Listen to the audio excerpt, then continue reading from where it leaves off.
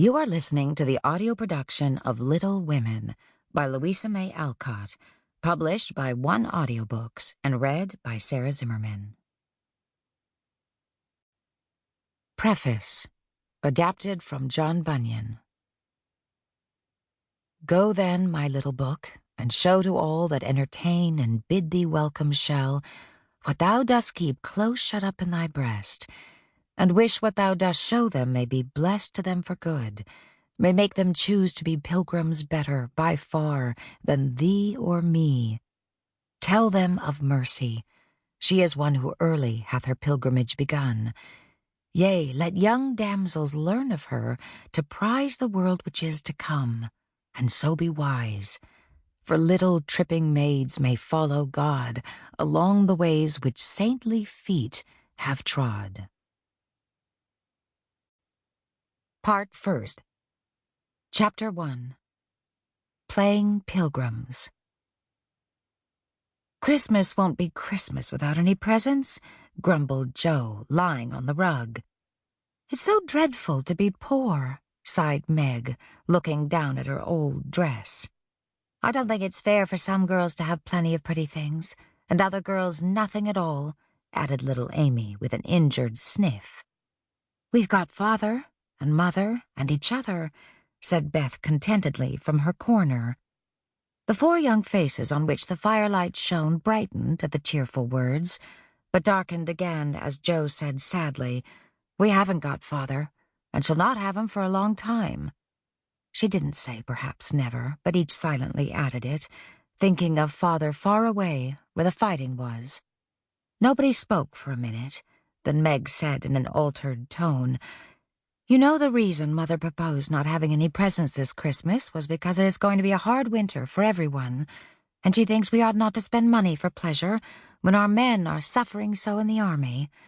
We can't do much, but we can make our little sacrifices and ought to do it gladly.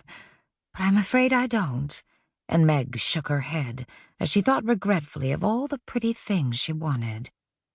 But I don't think the little we should spend would do any good. We've each got $1, and the army wouldn't be much help by our giving that. I agree not to expect anything from Mother or you, but I do want to buy Undine and Sintram for myself. I've wanted it so long, said Joe, who was a bookworm. I plan to spend mine in new music, said Beth with a little sigh, which no one heard but the hearth-brush and kettle-holder. I shall get a nice box of Faber's drawing pencils. I really need them, said Amy decidedly. Mother didn't say anything about our money, and she won't wish us to give up everything. Let's each buy what we want and have a little fun. I'm sure we work hard enough to earn it, cried Joe, examining the heels of her shoes in a gentlemanly manner. I know I do, teaching those tiresome children nearly all day, when I'm longing to enjoy myself at home, began Meg, in the complaining tone again.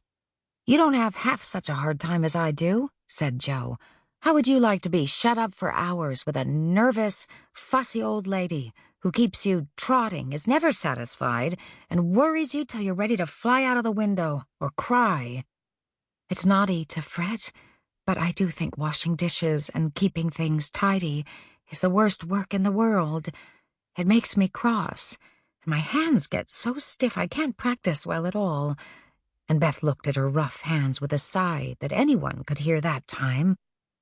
I don't believe any of you suffer as I do, cried Amy, for you don't have to go to school with impertinent girls who plague you if you don't know your lessons and laugh at your dresses, and label your father if he isn't rich, and insult you when your nose isn't nice. If you mean libel, I'd say so, and not talk about labels as if Papa was a pickle bottle, advised Joe, laughing. I know what I mean, and you needn't be satirical about it. It's proper to use good words and improve your vocabulary, returned Amy with dignity.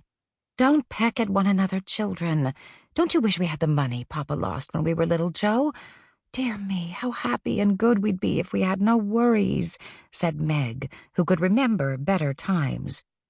You said the other day you thought we were a deal happier than the King children, for they were fighting and fretting all the time in spite of their money. So I did, Beth.